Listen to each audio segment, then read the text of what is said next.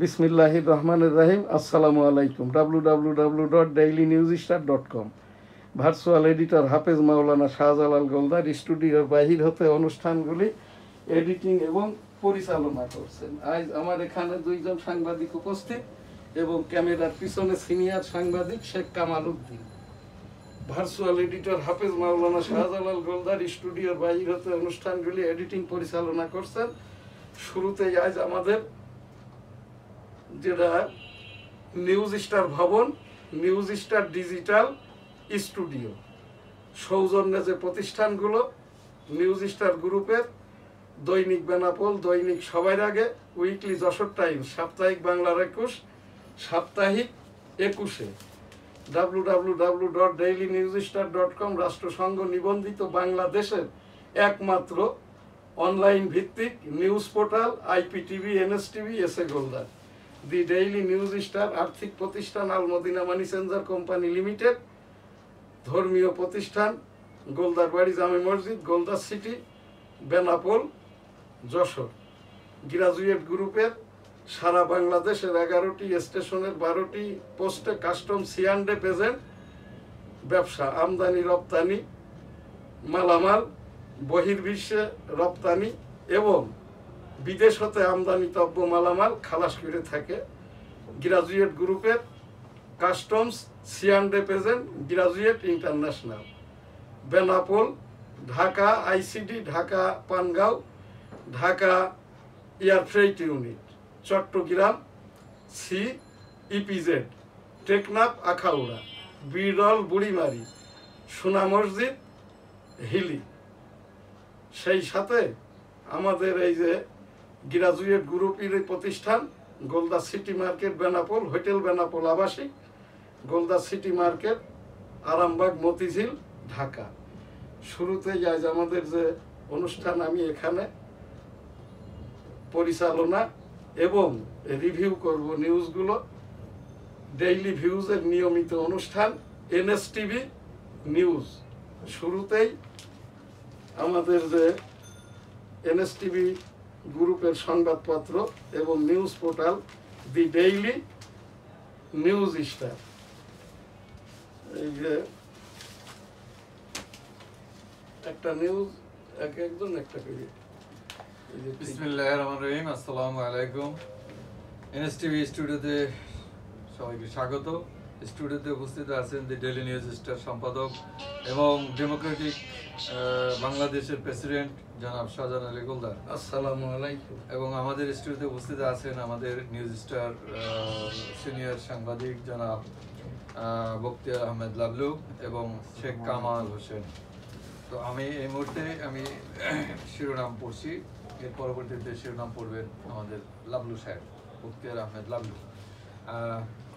CA for building financial system helpful for all to become entrepreneurs. US reciprocal tariff on Bangladesh may decline further if trade gap continues to shrink. Boshir, DUCSU, JUCSU মানে Dhaka university এবং ডাকসু এবং JAKSU was held peacefully with full support from Law Enforcement Home Advisor. এখানে লয়ের পুরো support পেয়েই 4 দিন মাত্র লেগেছে vote গুনতে, ওই 7000 ভোট আর কি জাকসুতে। আর এখানে জাকসুতে ওই ভিপি যে ছেলেটি হয়েছে, এটা ওই ওখানকার ইলেকশন কমিশন এবং ইত্তেফাকের খবরে যেটা দেখলাম, এখানটায় স্বতন্ত্র হিসাবে। আর জিএস এখানটায় নির্বাচিত হয়েছে শিবির সমর্থিত, যেটা সম্মিলিত ছাত্র জোট থেকে আর কি। আর বাকি অধিকাংশই আর কি শিবিরের, আর 4 জন আছে মানে স্বতন্ত্র জাকসু। ধন্যবাদ। Carrying full passenger in easy bikes can এখানে জাকসুতে আর কি 3 জন নির্বাচন কমিশনার এই পদত্যাগ করেছে। একজন আর কি ওই যে পুলিং এজেন্ট ছিল আর কি, এই পুলিং অফিসার আর কি, উনি মৃত্যুবরণ করেছেন আর কি। এই ম্যাডামের বাড়ি ওই যে কি বলে উত্তরবঙ্গে। ধন্যবাদ। Carrying full passengers in easy bikes can easy traffic save power recharge. CSU EC starts distribution of nomination paper. এবার আমাদের বখতিয়ার বখতিয়ারউদ্দিন আহমেদ লাবলু সাহেব। আসসালামু আলাইকুম। আমি news star independence newspaper থেকে হেডলাইন কিছু আপনাদেরকে জানাচ্ছি। Chief adviser congratulates new Nepal's PM. আমাদের এই যে নেপালের যে এই বাংলাদেশের মতোই আর কি, ওখানেও ছাত্ররা আন্দোলন ঘটিয়েছে। আমাদের এখানে ছাত্র জনতা সরকার 2024, আর ওখানটা হয়েছে জিএনজি, মানে কি বলে আন্দোলনকারীদের, অর্থাৎ জিএনজির অর্থ হলো জেনারেশন গ্যাপ। 17 বছরে নেপালে মাত্র 15টি সরকার হয়েছে, যার 3টি সরকারের মেয়াদ ছিল সর্বোচ্চ 2 বছরের। এবং নেপালের এই সরকারগুলোই সব গঠিত হইতো ওই যে প্রপোর্শনাল রিপ্রেজেন্টেশন, অর্থাৎ আমাদের এই দেশের যেটা এই যে ইসলামিক নামধারী দলগুলো বলতে চাচ্ছে পিআর পদ্ধতি। আমি অনেক ইসলামিক দলের যারা সমর্থক নেতা এবং কেন্দ্রীয় কমিটির সম্পাদকদের সাথে আলাপ করে যেটা জানতে পেরেছি, পিআর অ্যাব্রিভিয়েশনটা এরা জানে না। প্রপোর্শনাল রিপ্রেজেন্টেশন অর্থাৎ যে দেশে একাধিক রাজনৈতিক দল থাকে, কতিপয় রাজনৈতিক দল মিলে একই প্রতীকের মাধ্যমে নির্বাচন, যেখানে কোনো ক্যান্ডিডেট থাকে না। অর্থাৎ আমি যেমন যশোর 1 হতে আর কি একাধিকবার সংসদ সদস্য হিসাবে নির্বাচন করেছি, এই রকমটাই এই পিআর পদ্ধতিতে আর কি এখানে হয়তো 4-5টা দল মিলেই তারা নির্বাচনটা করবেন। প্রতীকটা হয়তো হবে দাড়িপাল্লা, কিন্তু কক্সবাজারের একজন, যশোরের একজন, ওই বেনাপোল যশোর 1-এর একজন, দিনাজপুরের একজন, কিন্তু তাদের কোনো ব্যক্তি থাকবে না। এখানে ওই মার্কার উপরেই আর কি ভোটটা হবে। এইটা আসলে ওই নেপালের যারা এই রাজনীতিক বিশ্লেষক তারা বলছেন আর কি, এই পিআর পদ্ধতিটা এটা কোনো গণতান্ত্রিক পদ্ধতি নয়, যেখানটায় যাকে আমরা নির্বাচিত করতে চাই আমরা তাকে পাচ্ছি না, পাচ্ছি একটা প্রতীক, আর রাজনৈতিক দল পাচ্ছি কতিপয় রাজনৈতিক দল। তো এই জায়গাটাই বাংলাদেশেরও যে অবস্থাটা আপনারা টক শোতে দেখবেন, এই পিআর বলছে, কিন্তু পিআর যখন কোনো কিছু একটা নতুন নামের উদ্ভব হয়, যেরকম রাসূল সাল্লাল্লাহু আলাইহি সাল্লামের একটি হাদিস আছে, তোমরা ডাক নাম ধরিয়া ডাকিও না, অন্যের পদবি ব্যবহার করিও না। আমরা ইসলামিক দৃষ্টিকোণ থেকে যদি পুরো না বলি তাহলে পিআরটা ডাক নাম, আর প্রপোর্শনাল রিপ্রেজেন্টেশন এই উচ্চারণটাই কিন্তু ওই মামুনুল, ওই যে রেজাউল, এরা কেউ করতেই পারবে না, কারণ এরা দুইজনই হাফিজিহুল্লাহ। এরাই মাওলানা টাইটেল, মুফতি, ইফতা পাশ করার থেকে শুনে শুনে নিয়ে এইটা তারা হাফিজিহুল্লাহ হয়েছে। এই জায়গাটাই প্রপোর্শনাল রিপ্রেজেন্টেশন। আমি তো একটা ইংরেজি পত্রিকার সম্পাদক, এইটা আমি অনেক সম্পাদককেও জিজ্ঞেস করেছি, সিনিয়র সাংবাদিকদেরও জিজ্ঞেস করেছি, আমার এখানে 3 জন সাংবাদিকও আছেন, এনারাও এই বিষয়টা আজকের থেকে অবগত হইল। তাদের অবগতির জন্যই আর কি আমি এইটা বললাম, আপনাদের জানার জন্য। এটা আমি এই রাজনৈতিক দলের এরপর একটা নিউজ আছে, Chinese firm to invest 3 billion in Chattogram EPZ. ও এখানে ওই যে নেপালের যে খবরটা, তারা কিন্তু নির্বাচনী ডেট শিডিউল ঘোষণা করে দিয়েছে। 5ই আগস্ট তাদের এখানটায় আন্দোলনে সাকসেস হয়েছে, তাদের সরকারটা গঠন হয়েছে 9 তারিখে। তাদের পরবর্তী নির্বাচনটা অন্তর্বর্তীকালীন সরকারের মাধ্যমে হবে 5 মার্চ 2026, একেবারে গুনে গুনে 180 দিন পর। আর আমাদের এই দেশে এখনো আমরা যেটা অনুমান করছি আর কি, এই যে ডক্টর মোহাম্মদ ইউনূস মহোদয় ছাড়া আমরা যে স্বস্তিতে আছি, এই স্বস্তিটা আর কেউ দিতে পারবে না। আমার ব্যক্তিগত যেটা অপিনিয়ন, যেহেতু সকল দলই চাচ্ছে পিআর অর্থাৎ হযবরল নির্বাচন, এর চেয়ে ইউনূস মহোদয় ততদিনই আর কি বেসিক যেগুলো আমাদের সংস্কার, যেমন সংবিধান, ভোটাভুটি, তারপরে পিআর পদ্ধতি, কমিশন যেগুলো করা হয়েছে, যেগুলো ডিসপুট আছে, এইগুলো নিষ্পত্তি করতে ইউনূস সাহেবের যদি আরো 4 বছরও লাগে, থাকুক না উনি, অসুবিধা তো নাই। মব এখন আর নাই, মব আর কেউ করবেও না, যেহেতু ওয়াকারুজ্জামান সাহেব বলে দিয়েছেন আর কি। মব টব আমি চিনি না আর কি। এইটা যদি সরকার নিয়ন্ত্রণ করতে না পারে, এটা আমি দেখব। ওই দিন, এটা কিন্তু বেশি দিন হয়নি, 20 দিন আগে। এখানে সরকার নিয়ন্ত্রণ, আমাদের যে সেনাপ্রধান আছে উনিও কিন্তু এই সরকারের আন্ডারে, হ্যাঁ, কিন্তু ওনার আন্ডারে নাই। না না, সুতরাং উনি সরকার, সুতরাং এই সকল আমি বলছি, অ্যাডভাইসটা দিতে পারবে, এইটা আমি বলছি। এই সরকার অ্যাডভাইস দেবে জেনারেল সাহেব। এই সরকারটা এখন হচ্ছে মাননীয় প্রধান বিচারপতির, অর্থাৎ বাংলাদেশ রাষ্ট্রের সাংবিধানিক আইনের যিনি মুরব্বী মোড়ল বা আইনগতভাবে, তারই আন্ডারে কিন্তু মাননীয় রাষ্ট্রপতি, মাননীয় প্রধান উপদেষ্টা, মাননীয় এই যে সামরিক আইন প্রশাসক, যে কমিশনার গুলো হয়েছে সকলেই আর কি এখানে, এই যে আমাদের এখন যিনি আর কি প্রধান বিচারপতি আর কি, ইনার মুরব্বী আনাই সকলে।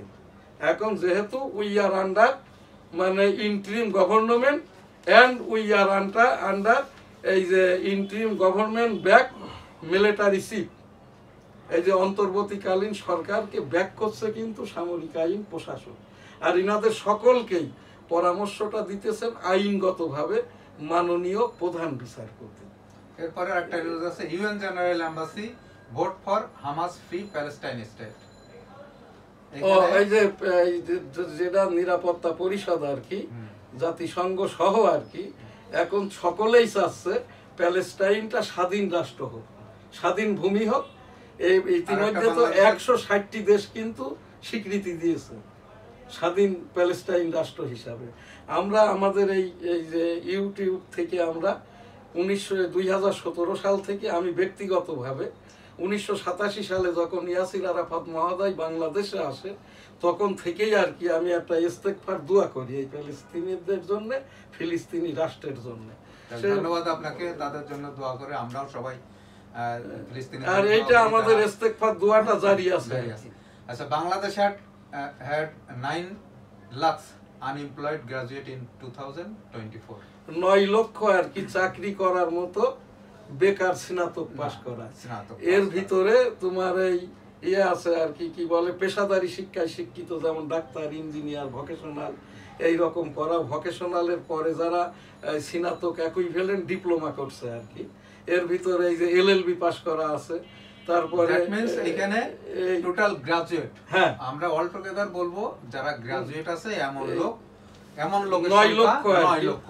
এটা আমাদের জন্য খুবই একটা দুর্ভাগ্যের বিষয় যে আমরা স্বাধীনতার এত বছর পরেও আমাদের দেশে আশানুরূপ কর্মক্ষেত্র তৈরি হয়। এদের এমপ্লয়মেন্টটা কর্মক্ষেত্র হোক, আমরা সকলেই যেমন চাই। এখন আমাদের কিন্তু এর দায় শুধু এক সরকার না, বিগত যতগুলি সরকার আছে এবং বিগত যাদের হাতে আমরা ক্ষমতাগুলি দিয়েছিলাম, এর দায় তাদেরকেই নিতে হবে যে আজকে এত বছর স্বাধীনতার পরও আমাদের দেশের কেন এত গ্রাজুয়েট যারা আনএমপ্লয়েড থাকে। ধন্যবাদ সাহেব। Daily industry employment generation is demand of the time. Consensus must holds to be a grand festival. Professor Yunus. GovSix accountability in banking sector. Syndicate rules food ministry. Forensic probe on fund. Bungling is still pending. You say Ittefaq. ধন্যবাদ। এর পরবর্তীতে আমাদের হাতে দৈনিক ইত্তেফাক। সংস্কার ও জুলাই সনদ নিয়ে সমঝোতায় আসতেই হবে, দলগুলোর সঙ্গে ঐক্যমত। কমিশনের বৈঠকে প্রধান উপদেষ্টা। যুগপৎ আন্দোলন শুরু 18 সেপ্টেম্বর। 416 নারী প্রার্থীর মধ্যে বিজয়ী 167 জন। এইটা কি ঐক্যমতকে ঐক্যমত পড়লেন? আমি ঐক্যমতই সবসময় বলি, না তাইলে বলে পড়তে হবে, বিপদ আছে কিন্তু এখানে আছে। একটা ভুলই আর কি টেনে নিয়ে যাচ্ছে আলী রিয়াজ সহ ডক্টর মোহাম্মদ ইউনূস মহোদয়ের মুখ দিয়ে। আমি আজও পর্যন্ত ঐক্যমত তো শুনি নাই, না, কম্বাইন্ড ওপিনিয়ন। কিন্তু এটা হবে। ইউনূস সাহেব আর কি ইংরেজিতে বলেন, এটা তো ইউনূস সাহেব তো ডক্টরেট মানুষ, মুরব্বী মানুষ, বয়স্ক মানুষ, জ্ঞানী মানুষ। জ্ঞান তো জানো তো, সুদের ব্যবসা করলেও উনি ব্যবসাটাই করেন, উনি ওই জায়গাটাই আমার কথা না। আমার কথাটা হচ্ছে এই রকম একটা ভুল ঢাকা বিশ্ববিদ্যালয়ের, এই যে আমাদের এই দেশের এখন একমাত্রই অথেন্টিক এই যে স্পট জার্নালিস্ট হচ্ছেন এবং এডিটর মতিউর রহমান চৌধুরী, উনিও কিন্তু ঐক্যটা বলার পরে ওই মত না মত, আমি বহু চেষ্টা করি, প্রতিদিনই তো উনি এই চ্যানেল আইতে রিভিউ করে, তো এইটা মতিউর রহমান চৌধুরীর কাছ থেকে মতও না মত না, ওই জায়গায় মাখরাজ আদায় করে ঐক্য বলার পরে এই মজানো কি আর পুরো উচ্চারণ হয় না, দেখবেন ভালো করে। এইটা আমরা না করি, বাংলাটারে আর কি আমরা ইলিয়নিস্ট না বানাই। যেহেতু এখানে 11 জন কমিশনের সকলেই আর কি এই দেশের এনআইডি নাই, আমেরিকা থেকে এসছে, এনারা বিমানে চড়েই এসছেন, ওই হয়তো ওই লাইটের 6টা এলিয়ন দেখে ফেলেছে, যারা মাঝে মাঝে মরতে নেমে আসে আর কি, ওই জায়গাটাই বলতে যেয়ে ইংলিশ বাংলা করতে যেয়ে ওই সেই এলিয়নের যখন মাটিতে নেমে আসে তখন ওই এলিয়নকে বলা হয় এইবার এলিয়ন মানুষ আকারে মরতে নেমেছে আর কি, এইটা হলো ওই মর্ত। আর কতবার বলবো এইটা যদি আমাদের এই সাংবাদিকরা ওই যারাই আর কি ওই ইহুদিদের টাকা খেয়ে ওই যে বেঞ্জামিনকে, যে বেঞ্জামিন তার নিজের এক্সে পোস্ট করছে বেঞ্জামিন নেতানিয়াহু প্যালেস্টাইনের 40% দখল করে নিয়েছি, এটা এখন স্বাধীন ইসরায়েল, 40% প্যালেস্টাইন, এখানে এক্সে তার লেখাটা লিখছে বেঞ্জামিন নেতানিয়াহু।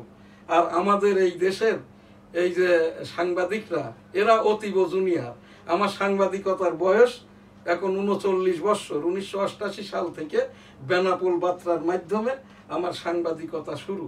এইটা আবার নাম না বললে এর অন্যরকম বিড়ম্বনা আছে, তো এইটা আমি এই জায়গায় আবারও অনুরোধ করে বলছি, এই বাংলাটাকে ইংরেজিটাকে তো এর আগে বাংলাটা ইংলিশ মিলিয়ে বাংলিশ করেছেন, এখন এই ঐক্যমত্য বেনিয়ামিন বেঞ্জামিন ইত্যাদিকে এলিয়নিস্ট করেন না আপনারা। এইটা আমার এখানে সাংবাদিকদের লক্ষ্যে যারা আমার জুনিয়র, যারা পত্রিকার সম্পাদক প্রকাশক, আমার ওই যে সংবাদপত্র মালিকদের যে সমিতি, এদের সকলকে আর কি আমি অনুরোধ করে বলছি আপনারা এইরকম খবরগুলো as on authentic base Bangla যেরকম হয় সেইভাবেই করবেন আর কি, ঐক্যমত্যটা নিয়ে আমরা তামাশাটা না করি। ধন্যবাদ। আরেকটি ছায়া মওদুদিবাদী দলের প্রয়োজন নেই, মাহফুজ আলম। না মাহফুজ আলম এই ছেলেটা হচ্ছে আমার ছোট বোনের শ্বশুর বাড়ি হইলো ওই যে লক্ষ্মীপুর জেলার বটতলি গ্রামে, তো ওই বটতলি গ্রামেরই একটি মাদ্রাসা, এই মাদ্রাসা থেকেই আর কি প্রথম আরবিটা পড়ে, তারপরে ওখান থেকে ওদের ইউনিয়ন পর্যায়ের একটা আলিম মাদ্রাসা থেকে ওখান থেকে আর কি সে আলিম পাস করে, এইটা ওই ফার্স্ট ডিভিশন পাওয়ার পরে পরবর্তী পর্যায়ে এখন আমাদের যিনি আইন উপদেষ্টা আর কি আসিফ নজরুল মহোদয়ের ব্লেসিংয়ে ঢাকা বিশ্ববিদ্যালয়ে ভর্তি হয়, এখনো তার আইন পেশাদারিত্বের তো সেই বার কাউন্সিল থেকে ডিগ্রি ইয়েটা নিতে হয় আর কি, পরীক্ষা দিয়ে সনদ নিতে হয়, কিন্তু এর আইন লেখাপড়া যেটা LLM এইটাও এখনো সম্পন্ন হয়নি আর কি। তো এই জায়গাটায় এই ছেলেটা এই যে ইসলামিক দলগুলোর উপরে খুসাখুসি দিয়ে যে কথাটা বলছে, এই কথাটা বলবেন ধর্ম উপদেষ্টা খালিদ হোসেন, তো ধর্ম উপদেষ্টাও তো ধর্মীয় বৈষম্য, উনি চট্টগ্রাম একটি কলেজে কমার্সের সাবজেক্ট পড়াইতো ইন্টারমিডিয়েটের, এই জায়গাটায় আর কি এই মামুনুল আর রেজাউল দুইজন মিলে আর কি এই যে ধর্ম উপদেষ্টা খালিদ হোসেন, আমি চিনি কিভাবে, চরমনায়ের পীর সাহেব ফজলুল করিম আর আমরা পিরালি কলি, তো ওই ফজলুল করিম হুজুরের বুড়ি আঙ্গুলে ডাইন পায়ের বুড়ো আঙ্গুলে চুম্বন দিয়ে দুয়া নেওয়ার জন্য খালিদ হোসেন সাহেব বসে থাকতেন, তো এইটা যখন আর কি ওই রেজাউল হচ্ছে ওই সেই ফজলুল করিম পুত্র, এখন যিনি বলছেন চরমনায়ের পীর, কিন্তু চরমনায়ের পীর হইল ফাইজুল করিম, রেজাউল করিমের বড় ভাই, তো এই জায়গাটায় মামুনুল হক হচ্ছে কে, ইনি হচ্ছেন ওই সেই সাইকুল হাদিস খ্যাত আমাদের ওই বঙ্গসেনা তাড়ানোর আন্দোলনের আজিজুল হক সাহেব যখন 80 দশকে বঙ্গসেনা তাড়াইতে যায়, আমার বাড়িটা তো বেনাপোল সিটির গোলদার সিটিতে, আমি 265 দিনের মুক্তিযোদ্ধা একজন, সেই রণাঙ্গন থেকে আমার বাড়ির দূরত্ব আমার 2.5 কিলোমিটার। আমার ওই গোলদা সিটি জামে মসজিদটাও তাবলিকি মার্কাজ মসজিদ। তো এখান থেকে আর কি সেই যে কাজটা তাদের, আমার বলার উদ্দেশ্য হচ্ছে কি, এখান থেকে আমাদের পরবর্তী আর একটা যে খবরে আমরা যাব, এইটাই আমার এখানে উপস্থাপনা মাওলানাদের প্রতি পাক কালাম হাদিস ইসলাম ধর্ম মুসলমানদেরকে নিয়ে আপনারা গীবত শিকায়েতটা করবেন না। রাব্বুল আলামিন আস্তাগফিরুল্লাহ এই রকমটা যারা করছে তাদেরকে হেদায়েত দান করুন, আমাদেরকে নিউজ আছে এখানে রাষ্ট্র নির্বাচনের আনুষ্ঠানিক প্রচারণা শুরু।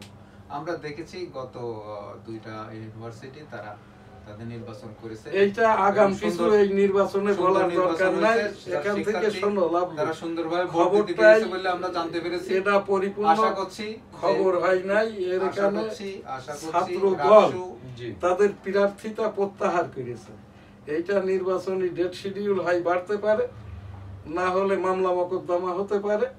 এই জায়গাটায় যতক্ষণ না পর্যন্ত ওই তারা প্রচারণায় ওই যে উইড্রো নমিনেশন জমা উইড্রোর দিন পার না হচ্ছে, আগাম করে এখানটায় কিছু এখানে আনুষ্ঠানিক প্রচারণা শুরু হয়ে গেছে। ঠিক আছে, অবশ্যই তাহলে সেখানকার নির্বাচন এরপরে খবর আছে। পরবর্তীতে আমরা যাই।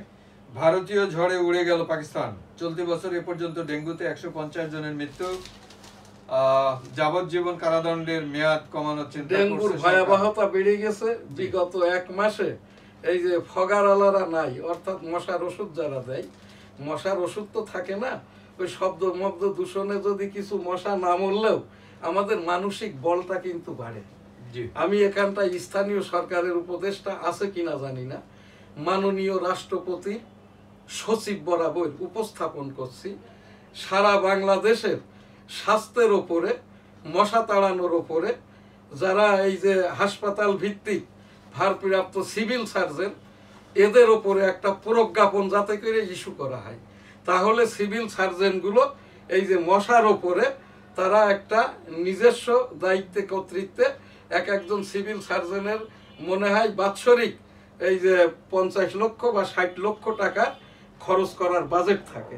এখন যেহেতু বাংলাদেশের সকল সিভিল সার্জনই জামাত সমর্থিত, উপজেলার টিওনরাও জামাত সমর্থিত রকম, কাজেই এইটা যদি একটা রাষ্ট্রপতি সচিব প্রজ্ঞাপন দেয়, আমরা তাহলে ডেঙ্গু থেকে, চিকনগুনিয়া থেকে, মশা থেকে বাঁচতে পারি। এনএসটিভির সাংবাদিকদের সংবাদ তথ্য এবং আমার নিজের ব্যক্তিগতভাবে দি ডেইলি নিউজ স্টার ইংরেজি সংবাদপত্রের সম্পাদক হিসাবে মাননীয় রাষ্ট্রপতি সচিব মহোদয় বরাবর আমি অভিযোগ এবং খবর আকারে উপস্থাপন করলাম। আপনি একটি প্রজ্ঞাপন ইস্যু করেন যাতে করে সিভিল সার্জনরা, টিওনরা, অতিরিক্ত জেলা প্রশাসকরা এই যে মশা নিধন কল্পে, চিকনগুনিয়া ডেঙ্গু নিধন কল্পে, কোভিড এইটা নিধন কল্পে তাদের নিজস্ব ভাবে আর কি একটা বাজেট পেতে পারে, খরচ করতে পারে। ধন্যবাদ।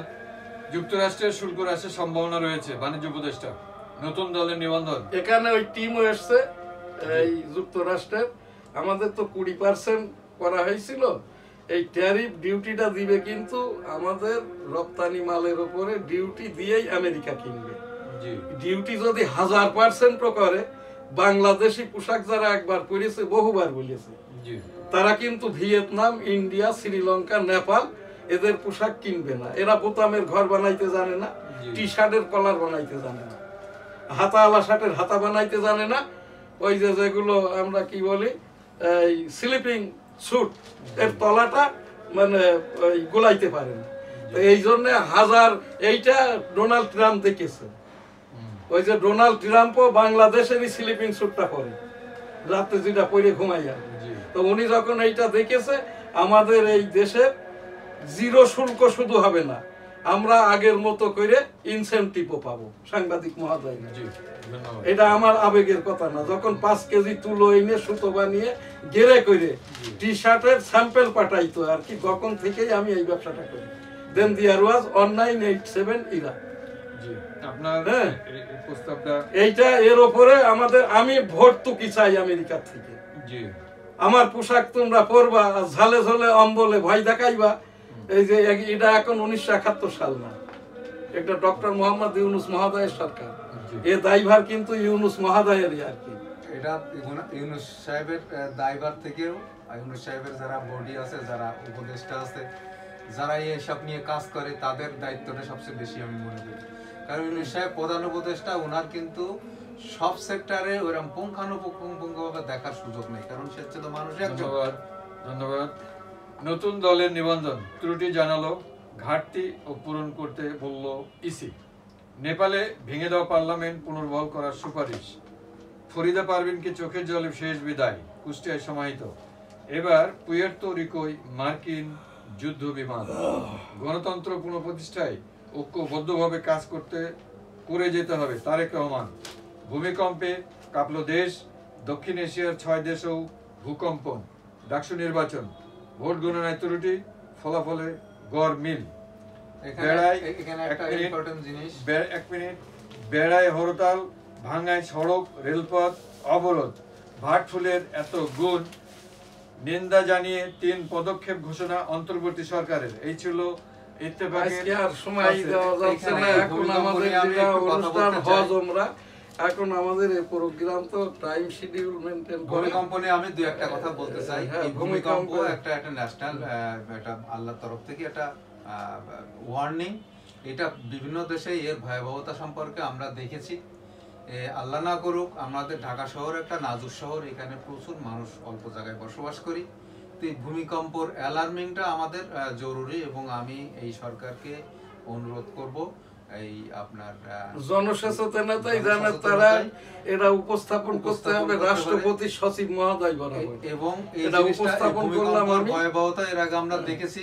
আল্লাহ না করুক আমাদের এই ঢাকা শহরে যদি এই ধরনের 6 মাত্রা কিংবা 7 মাত্রার ভূমিকম্প হয়, তাহলে আমাদের অবস্থা কি হবে? এই ঢাকা শহর টোটাল লাব্বাইক আল্লাহুম্মা লাব্বাইক, লাব্বাইক লা শারীকা লাক, লাব্বাইক ইন্নাল হামদা ওয়ান নিয়ামাতা লাকাল মুলক লা শারীকা লাক। রব্বুল আলামিন পাক পরওয়ারদিগার বিশ্বের সকল মানুষকে একবার করে হজ উমরা করার তৌফিক দান করুন, আমিন। এবারে হজ প্যাকেজ 6 লক্ষ টাকা, 2026 সালের নিবন্ধন 70,000 টাকা নিবন্ধন শুরু হয়ে গেছে। হজ মন্ত্রণালয় আছে, কিন্তু মন্ত্রী উপদেষ্টা পদমর্যাদার যিনি আছেন উনি ধর্মভিত্তিক নন।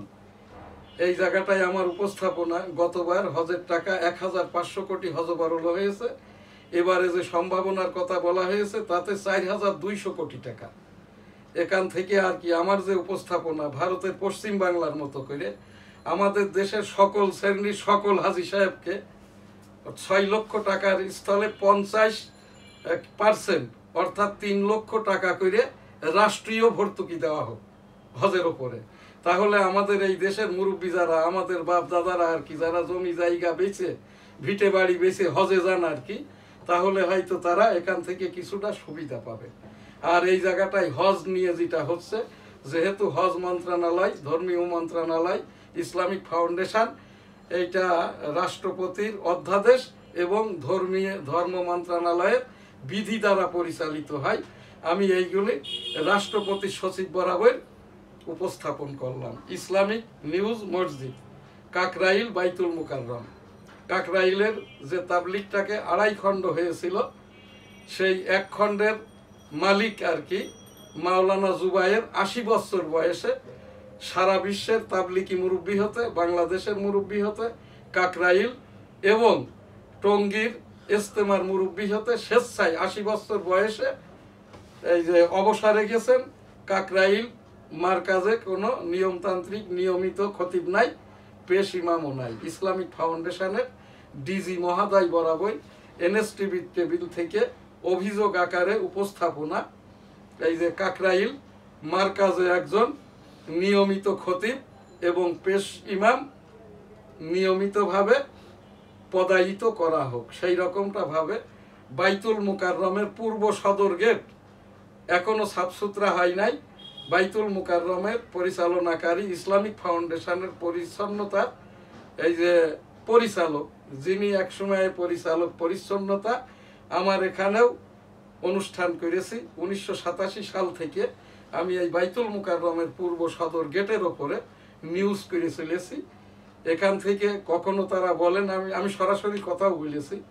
তৎকালীন ওই যে নুরুদ্দিন হুজুর ছিলেন বাইতুল মুকাররমের খতিব, তখন ওই কি ইসলামিক ফাউন্ডেশনের পরিচালক মহোদয় বললেন, পূর্ব দিক থেকে ডাইন দিকে হইল এটা ক্রীড়া উন্নয়ন পরিষদের জায়গা, বাম দিকে হচ্ছে বাংলাদেশ এই যে যেটা জাতীয় স্টেডিয়াম 1 ফুটবলের স্টেডিয়াম, এদের জায়গা, সুইমিং পুলের জায়গা। তখন আমি বললাম মাঝখানের রাস্তাটি, এই রাস্তাটি কার? এই রাস্তাটি হচ্ছে বাইতুল মুকাররমের সদর গেট। 1956 সালে প্রতিষ্ঠা বাইতুল মুকাররম। তখন এই এখন আর এটা বাইতুল মুকাররম নাই, এটা বাইতুল মুকাররম মার্কেট বা বাজার বললেই ভালো হয়। পূর্ব সদর গেট হচ্ছে, এটা তো ওই যে চলমান খাওয়ার হোটেল, ডান দিকে বাদিকে, এবং মাঝখানের যে রাস্তা এই জায়গাটাই সুইমিং পুলের ওই ভ্যান স্ট্যান্ড। সন্ধ্যার পরে বসে মাদকের আখড়া। এইবার সিঁড়ির ওখান থেকে গিয়ে নিচতলাটা পুরো এখন আর কি আন্ডারগ্রাউন্ড, এখানটা মার্কেট এবং অজুখানা। ডাইন দিকে অর্থাৎ বাইতুল মুকাররমের উত্তর দিকে সিঁড়ির পাশ দিয়ে একেবারে পশ্চিম দিকে পোস্ট অফিস পর্যন্ত, এটা সব হচ্ছে সোনার দোকান। যে জায়গাটায় ব্যবসা করেন সব হিন্দু ধর্ম অবলম্বী। ওই দিকে যে দক্ষিণ গেটে নিচতলাটাই এখন উজুর কি বলে অজুখানা, বাথরুম, এবং সিঁড়ির উপর দিয়ে উঠে তার ওই পাশ দিয়েও সব হইলো নিচতলাটা পুরোই এটা হইলো সোনা দানা ইত্যাদির আর কি মার্কেট। তো এই জায়গাটাই এই দিকে একটু ফাঁকা জায়গা ছিল, সেইটাও এখন আমি এই দিন দেখলাম এটাও সব মার্কেট করে দিয়েছে। আমার যে উপস্থাপনা, আমি যেটা দেশ বিদেশে বিভিন্ন মসজিদে দেখেছি, মসজিদটা যে অবস্থায় প্রতিষ্ঠা হয়, অর্থাৎ 1956 সালে বাইতুল মুকাররমটা যখন প্রতিষ্ঠা হয়, তখন এই নামাজটা তো নিচতলাতেই হইতো।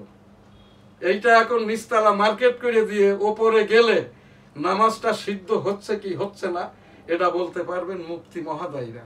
সৌদি আরব এই যে বাইতুল্লাহ শরীফ, মদিনা শরীফ দেখে আমার যেটা মনে হয়েছে আর কি, এইটা বাইতুল মুকাররমটা কোন মাওলানা সাহেব ঐক্যবোধী এইটার ওপরে কথা বলে নাই।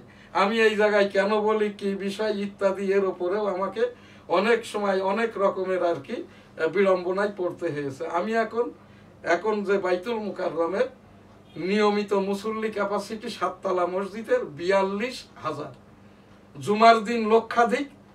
এখন যেখানটায় আর কি জুমার দিন 30,000ও মুসল্লি হয় না, বাইতুল মুকাররমে খোঁজ নিয়ে যেটা আমি জেনেছি গুগল থেকে, স্থায়ী কোনো খতিব নাই। এখন এই নিজে এখানে যেটা খতিব আছেন অস্থায়ী হিসাবে খতিব জনপ্রশাসন মন্ত্রণালয় থেকে, এই যে আমাদের ধর্ম উপদেষ্টা খালিদ হোসেন সাহেব, উনি উনার ক্ষমতা বলে আর কি অস্থায়ীভাবে নিয়োগ দিয়েছেন আর কি। আমি মুসল্লিদের সাথে কথা বলেছি, আমি 1986 সাল থেকে বাইতুল মুকাররমের এই যে জুমাবারের নিয়মিত মুসল্লি, সেই হিসাব দিয়েই আর কি আরো মুসল্লিদের যে মত, বাইতুল মুকাররমে একজন নিয়মতান্ত্রিক নিয়মিত খতিব পেশিমাম নিয়োগ দেওয়া হোক। আমাদেরও মতটাই, আমার এনএসটিভির সাংবাদিকরাও এইরকমই সংবাদ এনে দিয়েছেন, যেটা পড়লাম। আমি নিজে যেয়েও সংবাদ সংগ্রহ করার পরেই আর কি এই যে পূর্ব গেট সদর গেট সম্বন্ধে নিউজটা করলাম। মাননীয় রাষ্ট্রপতি সচিব বরাবর আমার এটা অভিযোগ সহ উপস্থাপনা এবং সংবাদ। আজ আমাদের শেষ যে প্রোগ্রাম পীর মুরিদি, এখানটায় আমি আজ সময়টা অনেক পেরিয়ে গেছে, শুধু ইস্তেগফার আল্লাহ আল্লাহ জিকির সংক্ষেপে করেই প্রোগ্রাম শেষ করব। আস্তাগফিরুল্লাহ রাব্বি মিন কুল্লি যামবি ওয়া আতুবু ইলাইহি ওয়া হাওলা ওয়া কুওয়াতা ইল্লা বিল্লাহিল আলিয়্যিল আযীম। রব্বুল আলামিন পাক পরওয়ারদিগার বিশ্বের সকল মানুষকে একবার করে হজ উমরা করার তৌফিক দান করুন, এবং আমরা এই যে মুসলমান মাওলানা আলেম উলামা আল্লাহওয়ালা পীর মাশায়েখ গীবতে নিমজ্জিত হয়ে গেছি। শুনে গীবত করছি, না শুনে গীবত করছি, বুঝে গীবত করছি, না বুঝেও গীবত করছি। আস্তাগফিরুল্লাহ। রব্বুল আলামিন আমার এখান থেকে, আমি কোনো আলেম উলামা নই, আমি একজন সাধারণ মানুষ, ইউনিভার্সিটি পড়ুয়া, এবং এই যে দি ডেইলি নিউজ স্টার ইংরেজি পত্রিকার সম্পাদক, সাংবাদিকতায় 39 বছর, আইনজীবী হিসাবে আমি 38 বছর।